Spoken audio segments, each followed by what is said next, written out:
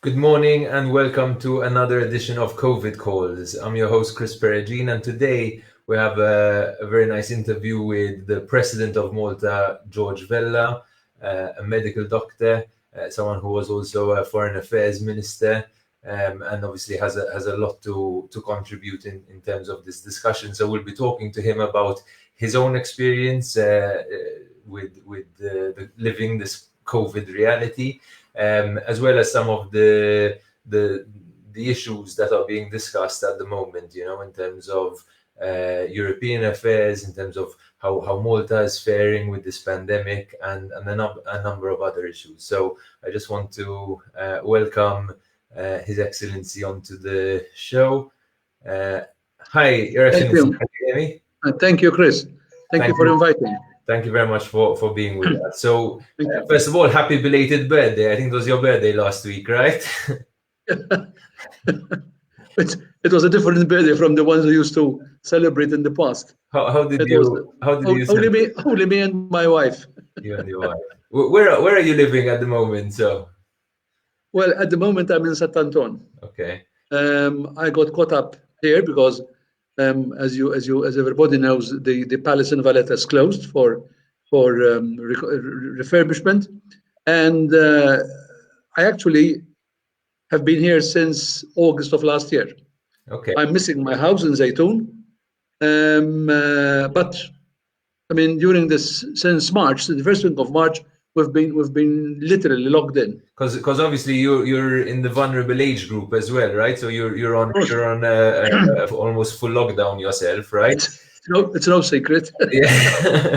How so how are you coping even on a personal level? I know you have many grandchildren and quite a large family. Well, Are you getting to see them at all, or are you big? we're actually we're getting contact. We're making contact with them through Zoom and telephone calls. We only had very small contact with them some time ago, because obviously you can imagine I have still all my things in Zaytun, and when I need something from home, I've got to ask one of my children to bring it up. Okay. Before it used to be my driver, but again he's also in the vulnerable group, so he's locked up as well. Wow. And so we have to improvise. We have to improvise.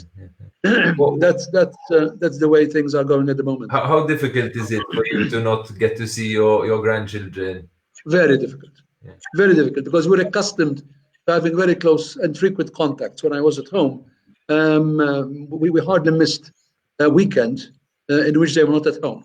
Miriam used to cook and gather them all together, and it was the thing that we used to look at up to during the week, especially those 1 and 9 months I spent at home not doing anything. Um, I found solace in the fact that I was having such frequent contacts with my children, but today it's not there. It's what it is. What's your message to elderly people and other vulnerable people who have been at home now for almost 7 weeks, and maybe are not managing to cope so well? Well, my message is, first of all, to pick up courage and to stick it out. I think we've been to the worst part of it already, at least up to now, because people are talking of a possibility of a second wave. That is something which I cannot talk about because I'm not competent that much, but it is a possibility. So one will have to be careful. And the most important thing I tell elderly people is to take care of their mental health, because staying inside, not doing the normal things that one used to do, week after week after week, especially people who are living in cramped small apartments, that um, could be dangerous. Yeah. Which means that I do agree with some of the people who gave it the advice that one could break the day by just going out for a short period, just to break the monotony, and not meeting with people and not stopping in the street to speak or do things of the sort. I mean, just to break out, to go out, have some air, have some sun, and go back again. And maybe get some exercise in as well, right? And some exercise, doing some walking. Which we know is quite good for mental health. I think mental health is one of the major issues. It's very important. It's And very important because week after week after week, it becomes tedious, obviously. Yeah. On the other hand, on the more positive note, Malta seems to be faring exceptionally well in terms of how we're managing to combat this pandemic so far. I have. Yeah. Tell me, what do you make of that? Yes, Chris, I have no words to congratulate anybody who was involved, the people at the top in the health department who have guided us and laid down the policy that we should follow to have the result that we have. I think they have done an excellent job. They were very cautious, and at the same time they were very firm and also transparent. People knew what was happening. We got to know about all the figures every day, and that was encouraging, very encouraging. And on the other hand, I have to say that there has been a lot of cooperation from the people themselves, because even the health authorities are satisfied that whatever directions they gave, they were obeyed. So I think that is something which we have to be proud of, and also the fact that this has been noted even by the WHO, who has recommended Malta as an ideal country for having such results. But then, as I said, I mean, this is the result up to now. There are so many unknowns that nobody knows exactly what's going to happen in the near future or subsequently. Talking about the second wave. And we'll talk about that soon, but I'm curious to know what your analysis as to why Malta was more successful than others. Do you think the Maltese public is more willing to obey the rules set out? Is it that we're, from a policy level, taking the scientific approach? Do you think our size helps? What do you think? It's the summation of everything. It's the fact that apart from being an island where we could isolate ourselves, and stopping people, foreigners from coming in and Maltese from going out and coming back again. But then, as I said already, there was the cooperation of the people. The health authorities had a plan laid out. They knew what they were talking about from epidemiology, and it was implemented. And I think it gave results. So this is the reason behind it. We were not late like in other countries to start taking measures.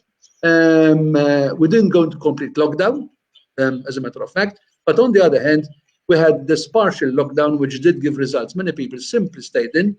There was a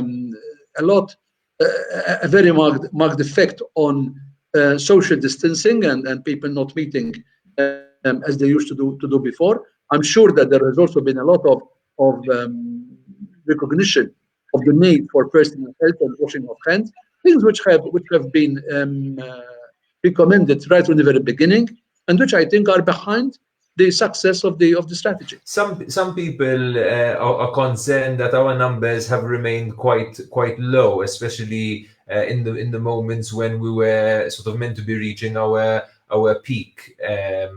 Do you think there is? You're a doctor, I'm sure you've been keeping abreast with the situation internationally as well. Do you think there is something to be said about this virus sort of taking too long to run its course in Malta, and maybe keeping the numbers so low might be counterproductive in any way? No, this is all explained by the fact that we're dealing with an unknown virus, a virus about which we know very little, as a matter of fact. And the most important thing is the issue of immunity. We've all been accustomed to microbes and viruses in the past, which always gave a certain amount of immunity, and on which also depends the concept of immunization. Now, if this virus, as is being said, does not give immunity or very short immunity, it will change the whole picture. And this is something which is not explained. And the fact that even if you look at the figures, I mean, we can see why is it that practically children and people of a young age are out of it. It's more people from the 20s upwards which are being affected. Whereas we know that in the past, when we had viral infections and epidemics in Malta, even flu epidemics, it was mostly the children that started the epidemic and showed so many symptoms and complications.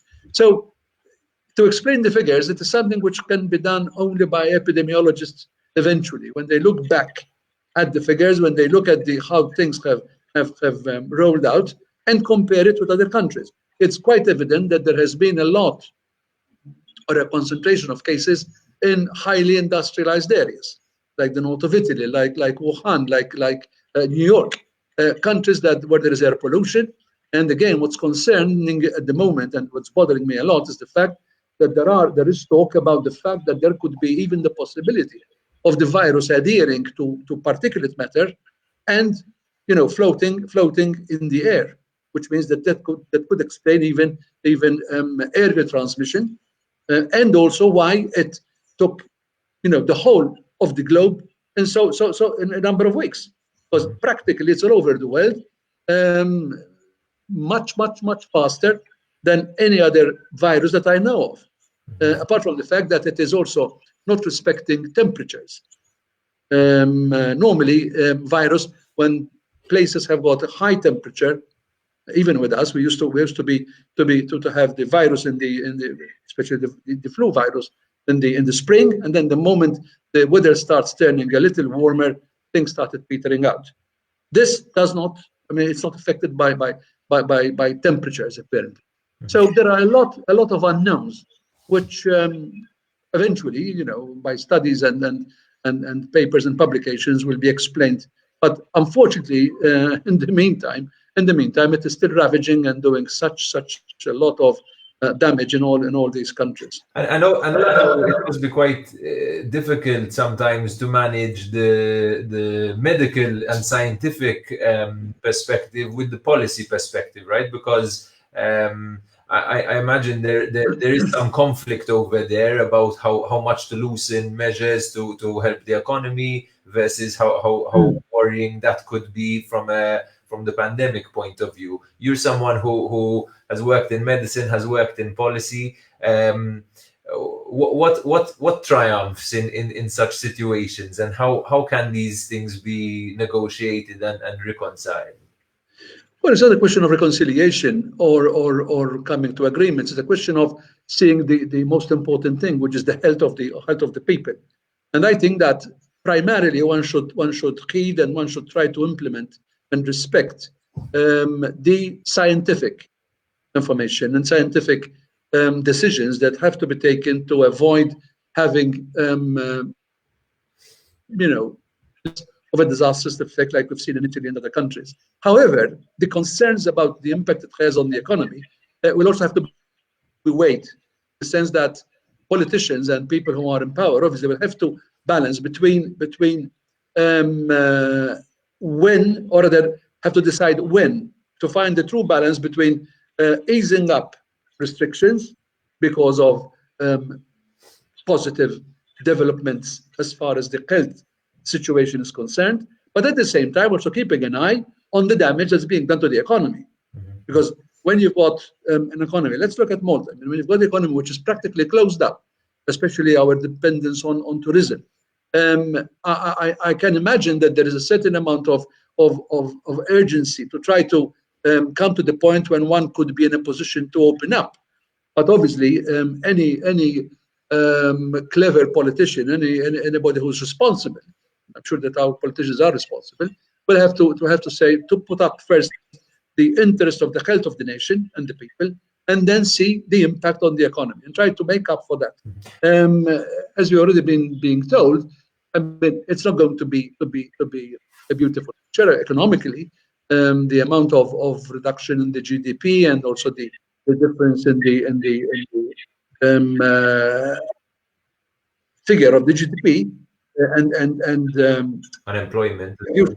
The unemployment will have to be taken into consideration. But then again, I mean, you cannot say, I don't care unless I have to open up because of the economy, because then that will have a rebound on the number of people who are affected and unfortunately even who die. We are in a very, very, very fortunate position that we have only had 4 deaths. We have only had 4 deaths, which is under the circumstances, it is really, really, really an excellent result. In fact, yesterday we compared what let's say the US's numbers would look like scaled back to Malta's population. Malta would have had almost 90 deaths if we had the same sort of rates. in the US. And you mentioned as well the loosening of measures. We're expecting some sort of announcement from the government over the next few days. The Prime Minister has said that some things may be relaxed in the next few days. But then we've seen countries like Germany where they relax the measures and suddenly the death spike. There's a rebound. Right? Do you think there's so much unknowns that even politicians are having to really act in the dark over here and see what each other are doing and the results of them, and then reviewing every now and then? Are you expecting, for example, Malta to loosen its measures and then tighten them again? Well, I'm actually hoping that measures will be taken cautiously and gradually, because as you're rightly saying, I mean, if we look at what's happening in other countries, when there is this urge to open up because of the economic impact, I mean, one could come back to a situation where the virus comes back with a bang, and you will have much more damage in the second wave than in the first wave, simply because of what I was talking about before. Because if it turns out that the virus does not produce immunity, obviously we'll be facing the virus practically afresh. Mm-hmm. And the figures that will eventually come out of that are simply not. Nobody can say beforehand what could happen. Mm-hmm. So, and there's also what I'm there's also social ramifications. Like if we continue with this this sort of reality for until there's a vaccine, I mean, are we saying that someone like you will be stuck in your home for more than a year, for example? I mean, how can we cope with that socially? No, I know. I mean, and talking about this and putting it in these terms, it is ominous in the sense that, as you're saying, I mean, do I ask myself, am I in a position to stay in for all these months? Will old people and vulnerable people have to be locked in for all these months? It's true, these are ominous questions. But the point is that we are still at the stage where we are getting to know the virus. Because as I said, and I repeat this, because we always talk about eventually there'll be a vaccine and the vaccine will give us a certain respite. But the point is, does a vaccine work on this virus? I mean, again, taking us back to the question of immunity. But this is something which still have got to be worked out. Mm-hmm. The point is that what is worrying is the fact that there are a large number, and I'm sure that there are a large number of people who are infected, who are carrying the virus, who we don't know about because they don't have any symptoms. They are not presenting themselves for swabbing. And unless you actually pick them up because of a wider campaign to swab people, you will not get to know about them. But they are infected in the sense that if these people are in a shop, if they are in a restaurant, if they are somewhere, they could infect people who are not infected at the moment. And this is the whole issue. So would you recommend that the whole country gets tested? I know there are some countries, I believe Luxembourg, where they're really, and I think Iceland did that as well, where they really made an effort to try and find out this very point that you're saying, who has the virus and isn't presenting symptoms. Is that feasible? The more people are examined, the more people get infected, get tested, the better, because we would know exactly what we're dealing with. In a country like ours with 500,000 people, I'm not saying that one could do it easily, but compared with other countries, we're doing a lot. Because when you read about more than 1,000 swabs being done every day, I think that's quite a fair figure. And then when we see that from all these swabs, we get only small numbers, again, that is very reassuring. But these are matters that have to be actually weighed and studied and decided upon by the health authorities. People who are competent, people who are in the know, people who are keeping contact with their colleagues and peers throughout Europe, practically every day, to see what's happening and to bring in all the information and the new findings that are coming out practically every day during this pandemic. So when you look at countries like the US and the UK, you said already that the very industrialized cities and urbanized cities struggle. But do you think there's also a crisis of leadership there with people like with leaders like Donald Trump and Boris Johnson? Do you think that so there's some bad decision making happening as well in those places. I have my own personal opinions on that, and I'm not in a position to criticize other leaders. Obviously, one can criticize the effects. One can see what's happening and come to conclusions. Don't forget also at the same time that we're dealing with countries having millions and millions of people. We're talking about the United States.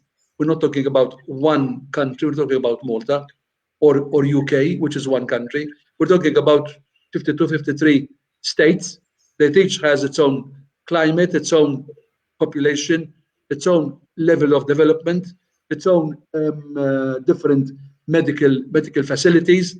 So it's very difficult to get a picture of the whole of the United States. But then again, I mean, we're seeing that there is a certain amount of disagreement even between governors in different states, because obviously they are closer to the people, they are more on the ground, and they know exactly what needs to be done. And I do respect the fact that apart from or respective from what comes up from top, from the president, with all due respect to him, I do give a lot of importance to what governors say and think should be done, obviously within medical advice, with different countries. For example, it's difficult, very different if you're talking about people in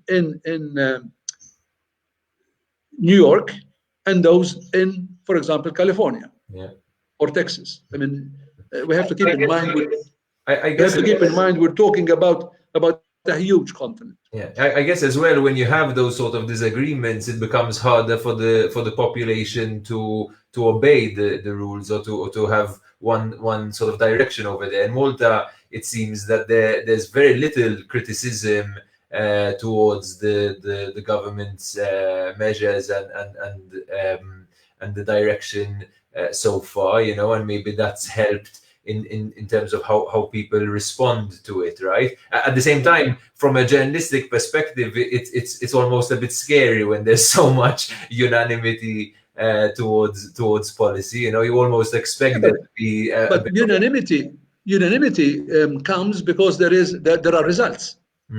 We're seeing results. I mean, had the results been different, if things went out of hand, and we're seeing that whatever we've been told or asked to do is not giving results, obviously there would be dissent, there would be discussion, but I'm sure nobody can, nobody in his good senses could actually try to discuss whether we're doing the right thing or the wrong thing. Maybe, as you said earlier, we could come to a point where we start discussing when to start relaxing and how far and in what, you know, how gradually we do it. But there is no arguing the fact that we have had results, and thank God we have been spared what we have been seeing on our local televisions happening in the north of Italy, for example, with all those deaths and people dying in old people's homes without even being registered.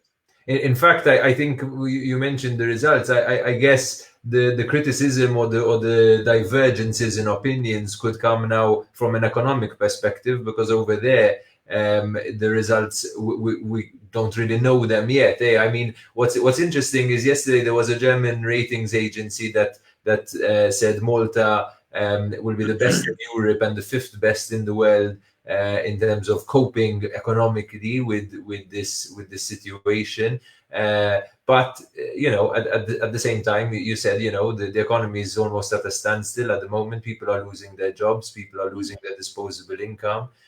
So are you worried that there could be some dissent and even you know, people who start to rebel against the system because their pockets start to be felt as well?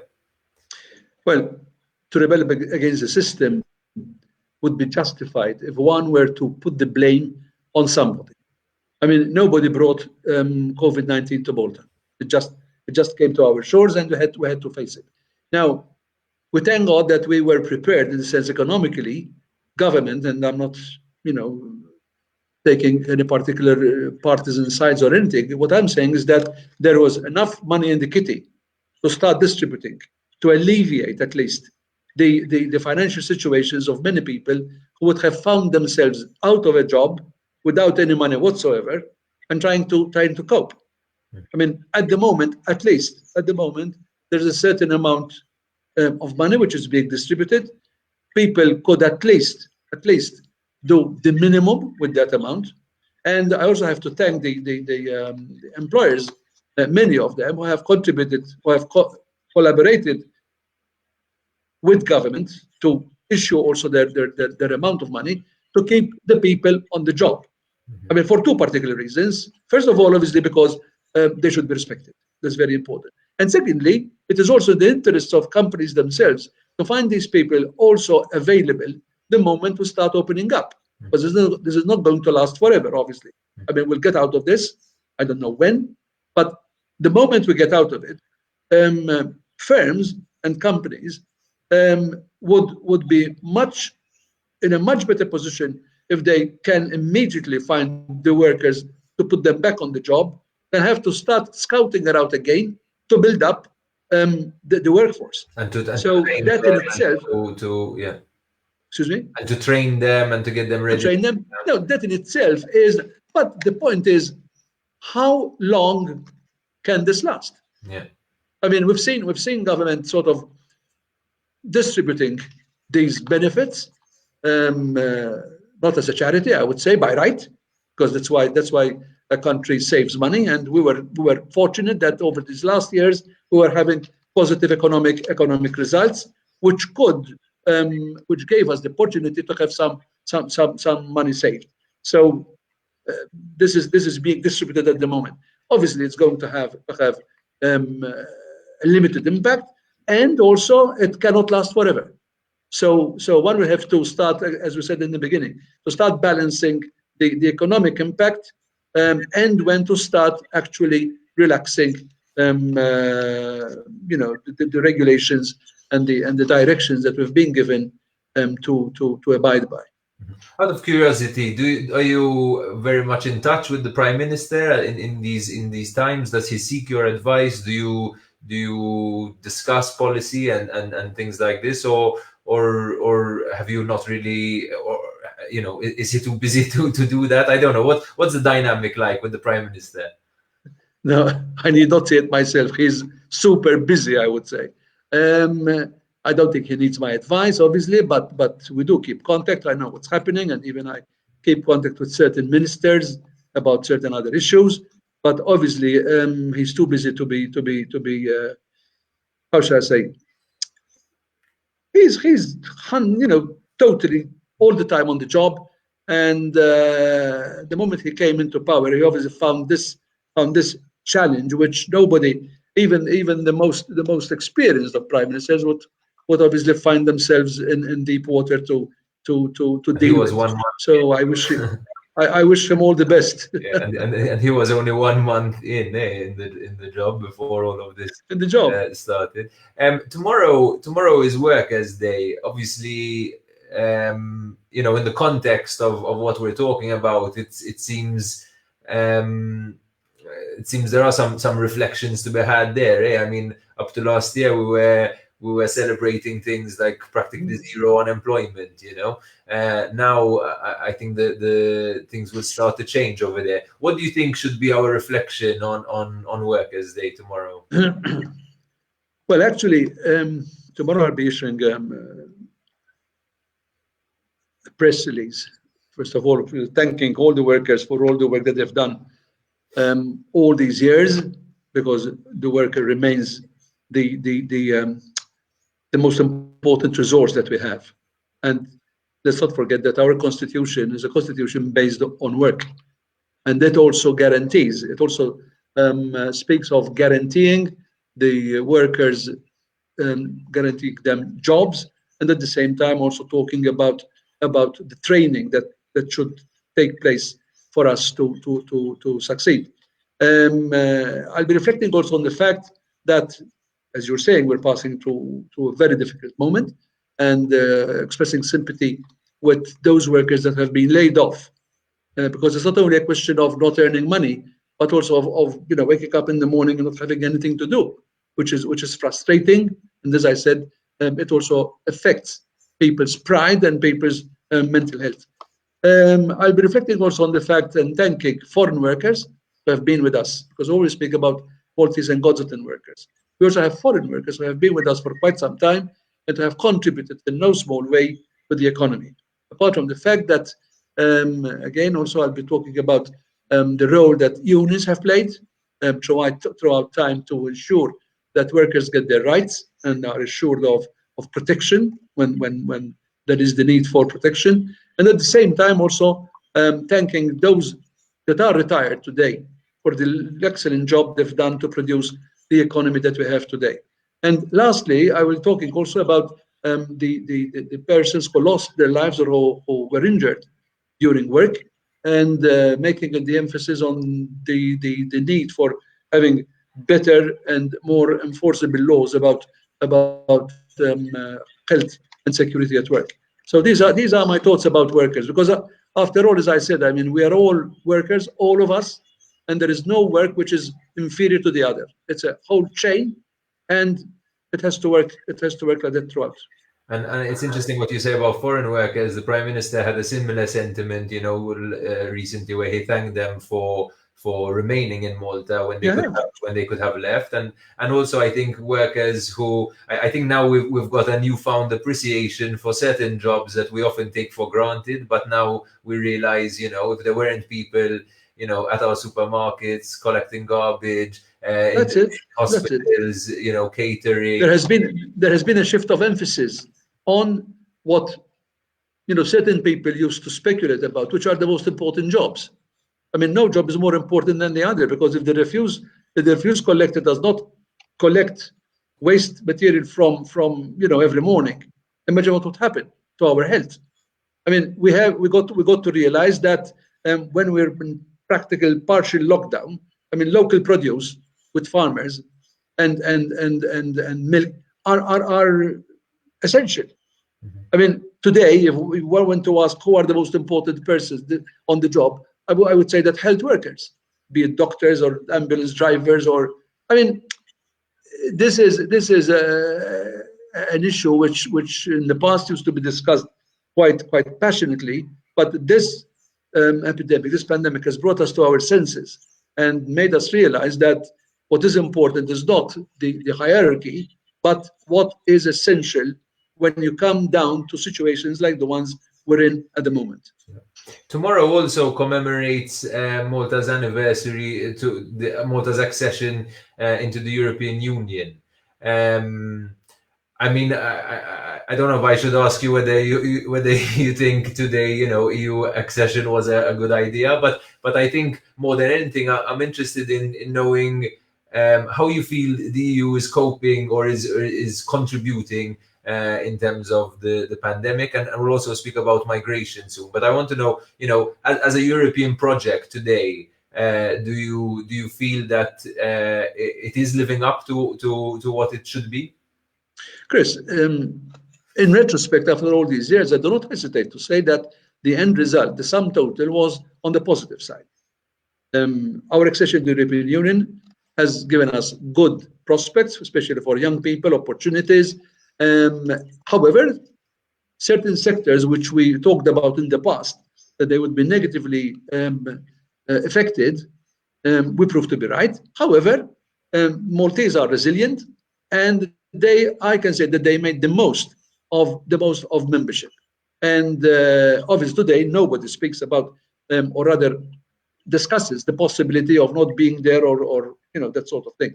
So all in all, I think it is we're in the right company, and we obviously will try to make the most of what we can in the European Union. Obviously, there are disappointments, especially when we come to the issue of migration, for example, when everybody thought that the issue of migration would come under the umbrella of so much talked about solidarity that one speaks about in the European Union. And also when we come to see that issues like the one in Libya, for example, you can see that practically the European Union has been absent.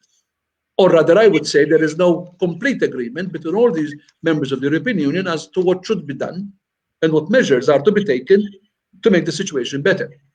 But when it comes to migration, for example, we all know that we've been frustrated for all these years, asking again, making our case, being listened to, but unfortunately, then we don't have the results that one would like to have. In the sense that we're up to this very day discussing what should be done with people who come to our shores, and about the lack of agreement about proper distribution of these people between European Union countries.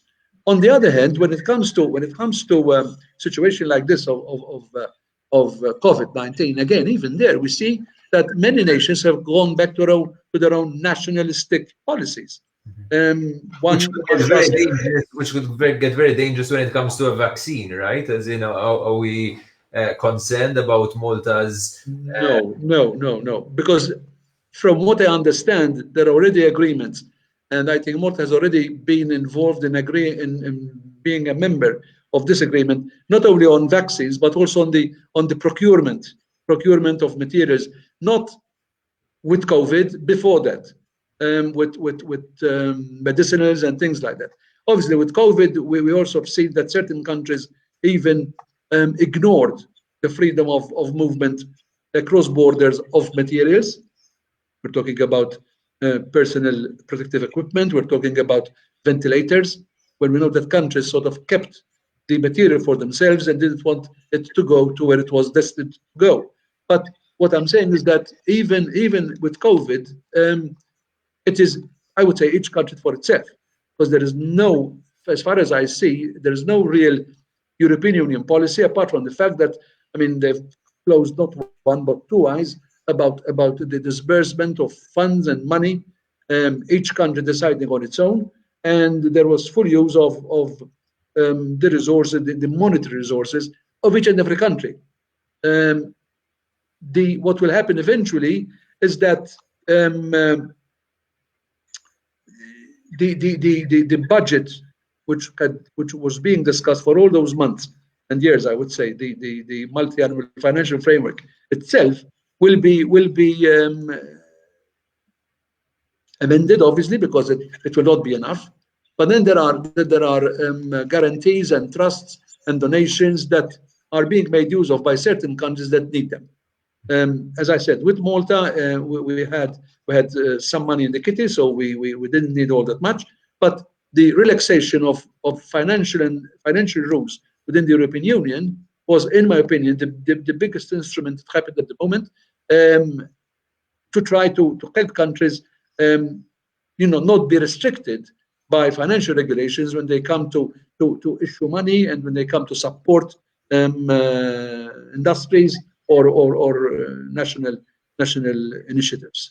Going back a second to migration, you mentioned that up to this very day we're faced with this uncomfortable dilemma, right? I mean, just yesterday we reported that there were 62 migrants at sea, and they're not necessarily, and the claim is that the armed forces is not responding. I know that in your position, you obviously have to be very careful with how you enter into controversies, and how you don't give direction to government in that sense. But from your perspective, should Malta at the moment be erring on the side of saving lives or on the side of protecting its borders and arguably saving lives internally? Chris, you've said it. I mean, in my position, it's very difficult to commit myself on this, because this is something which at the moment is at the basis of political partisan controversy. And I think that one would rather not comment on what's happening at the moment. People might say, okay, he's washing his hands of it. But you can imagine that I cannot, in my position, agree, disagree, criticize, comment on what's happening. The fact is, as I'm saying, this whole issue is not something which is happening now, and it's an issue which, one decides and that's it. This is going to recur. And with what's happening in Libya, unfortunately, it's going to recur, many times over, because people are being displaced because of the attacks on Tripoli. People are being attacked by military forces. They are subjected also to the pandemic. And what do people do? They just try to get away from it. And the fraction of them move north. Move north means going towards Europe. And this is something which I appeal from the bottom of my heart. The European Union has got to put all the heads together and decide once and for all what the policy is going to be, because there has to be shared responsibility, and there has to be responsibility which is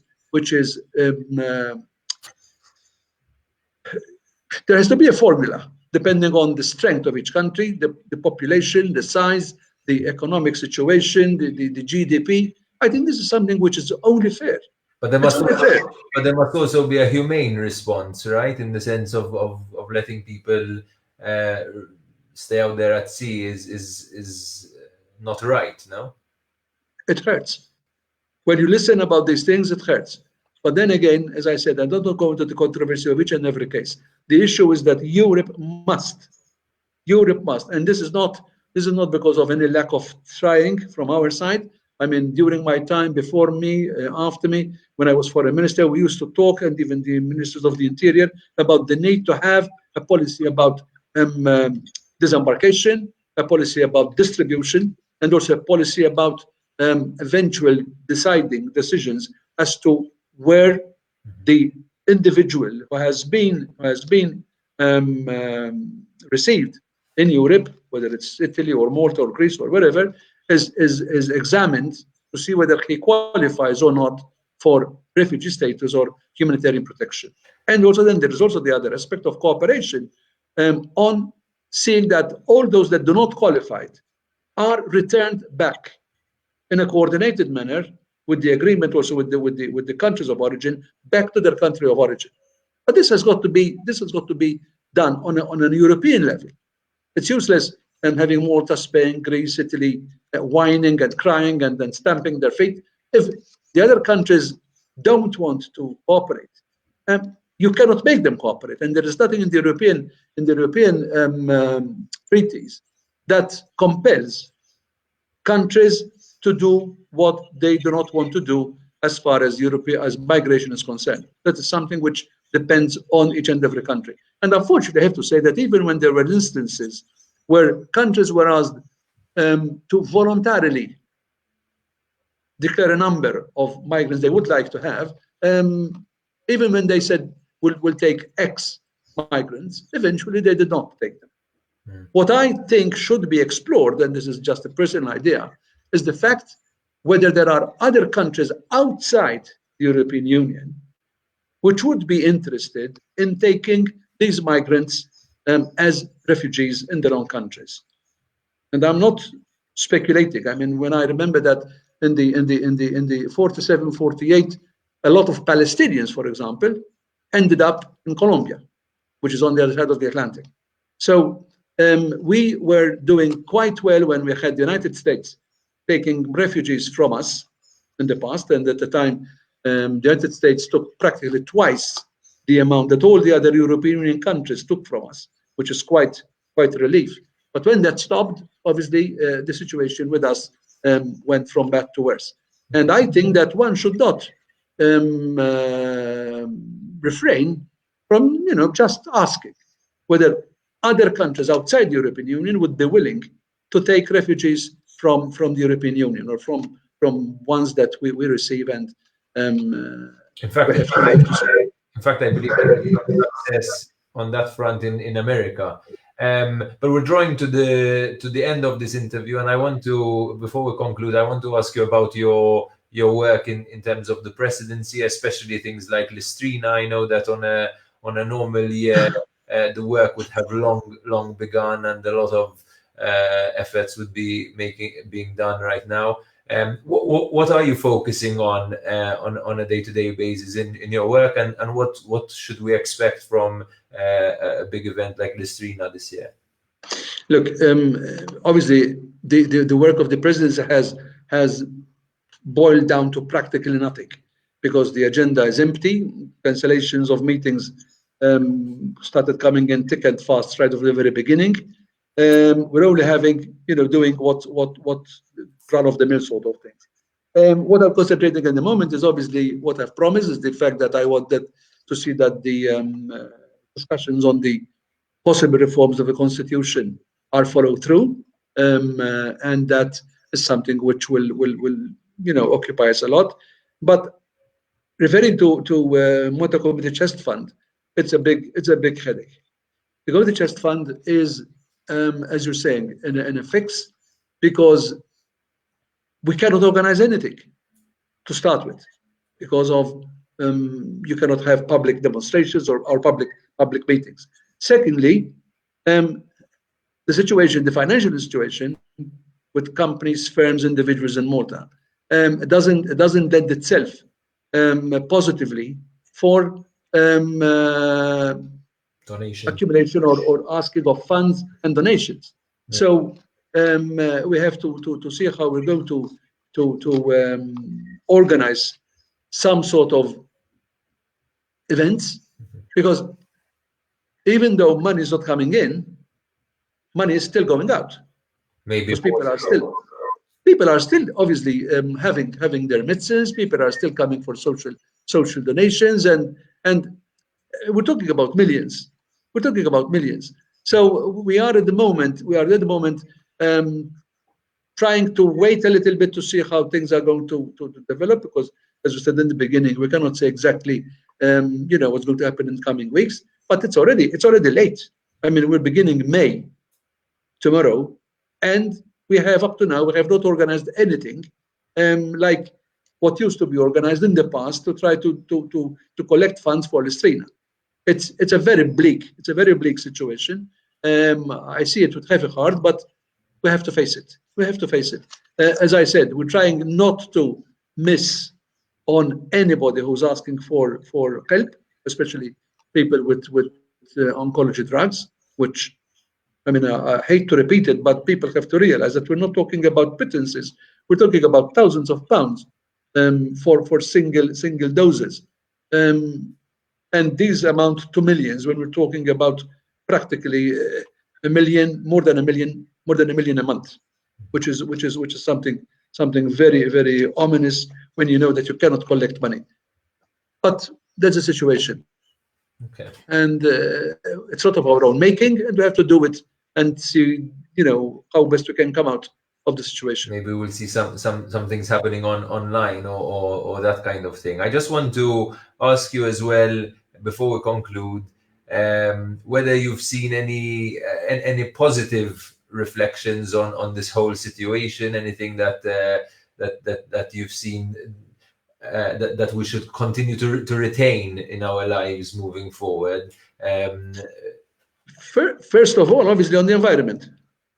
On the environment, I was really thrilled to see those dolphins frolicking and then jumping and practically saying thank you, how happy we are. I mean, it's really emotional to see them, to start it. And secondly, even reports from across Europe that the skies have cleared, that there is no contamination, there is less particulate matter, which means that the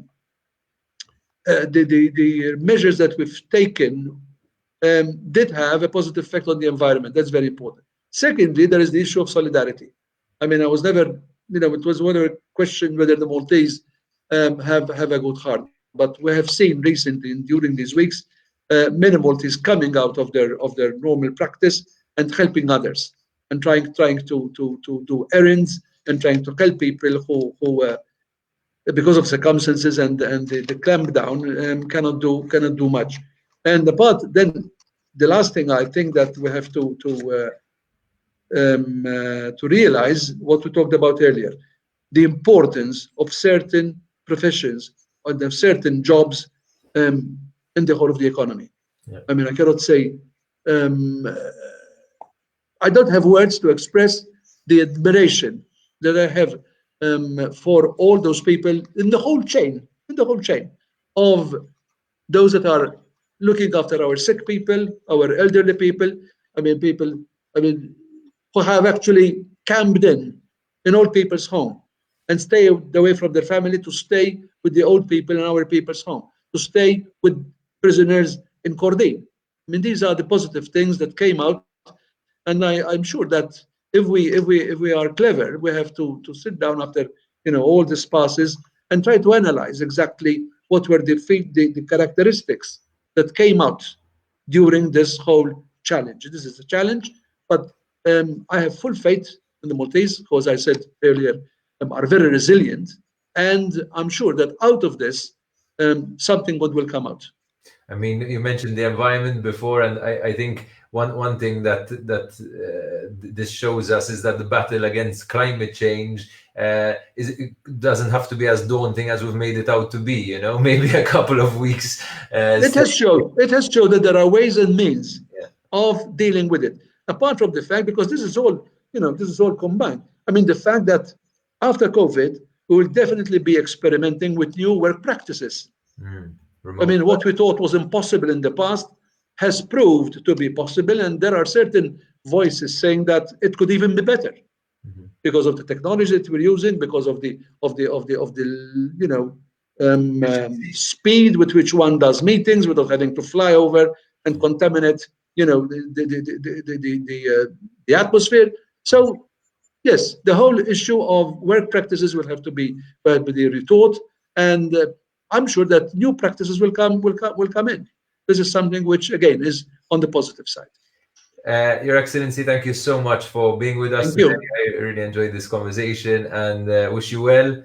I know you've got to stay inside like most of us, but hopefully this passes soon, and happy Workers' Day for tomorrow as well. Yeah, but to be honest, tomorrow I'm planning to go to Zaytoun to see my home. to go for a day over there and come back, because there are certain things I've got to do. I've got certain things I've got to fetch, and I can only do it myself. So I have to go there. After 2 months, I just go out. I'll go out for a day. Enjoy that. Thank you very much. Thank you very much. Thank you. So that was COVID calls with the President of Malta, Dr. George Vella. And as you've seen, we spoke about a number of issues, including some of the positive insights that this COVID experience has given us, but also the importance of workers, and it's Workers' Day tomorrow. So we'll wait to see what the President says tomorrow in terms of his statement as well. And we also spoke about European affairs and the need for Europe to get together and create create more solidarity for the migration situation. Thank you very much for being with us, and have a good public holiday tomorrow. This has been Chris Perugine on COVID Calls. Keep following lovinmalta.com for any updates throughout the day.